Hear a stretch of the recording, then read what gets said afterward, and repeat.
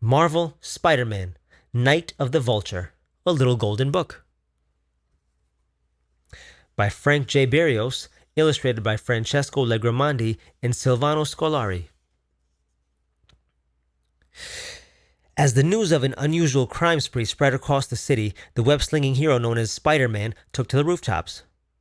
This doesn't make sense, thought Spider-Man. Several tech factories are broken into all in one night. Who could be behind this? I better get to the scene of the crime. No clues here, he mumbled, as he swung away from the scene of the first robbery. Maybe I'll have better luck at those other places uptown. Spidey found a clue at a small shop for remote-controlled drones and airplanes. A feather, he said, and from the size, it looks like this place was robbed by a big bird. Spider-Man found more clues. They led him to the Stark Tower. When he landed on the building, his spider sense started to tingle. Spidey leaped to one side, narrowly avoiding a blast of energy. "Stop where you are, villain!" commanded a voice behind him. The web-slinger spun around and was shocked to see his friend, the hero, known as Iron Man. "Apologies, Spider-Man. I thought you were the thief trying to break into Stark Tower," said Iron Man. "No worries, Shellhead," replied Spidey. "Is everything safe here?"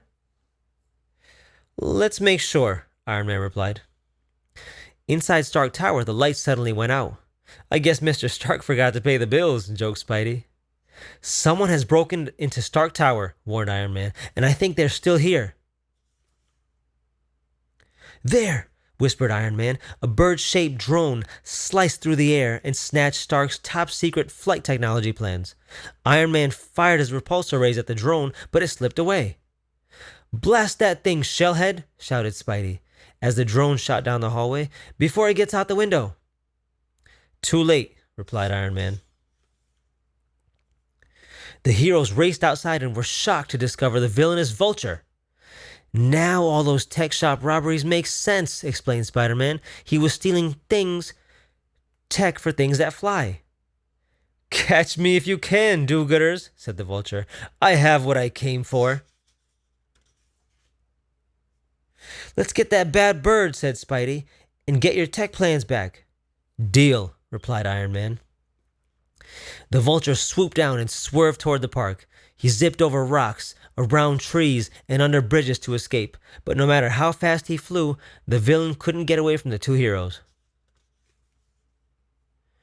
"This will shake you off my tail feathers," growled the Vulture, as he filled the air with more drones to distract the heroes.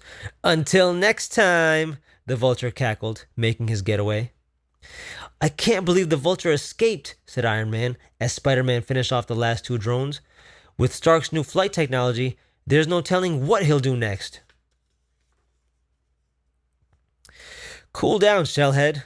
While you were busy blasting drones, I tossed one of my spider tracers into our flying foe," said Spidey. "Now, all we have to do is follow him to his nest." "Knock, knock. Anybody home?" said Spidey. He and Iron Man had followed the tracer to an old skyscraper and snuck up on the Vulture. The villain snarled, furious that he'd been followed. He dove out a window to escape.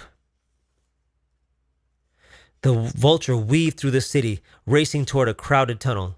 "We can't let him get away," shouted Iron Man. "Don't worry, Shellhead," Spidey said. "There's no light at the end of the tunnel for this flying fugitive."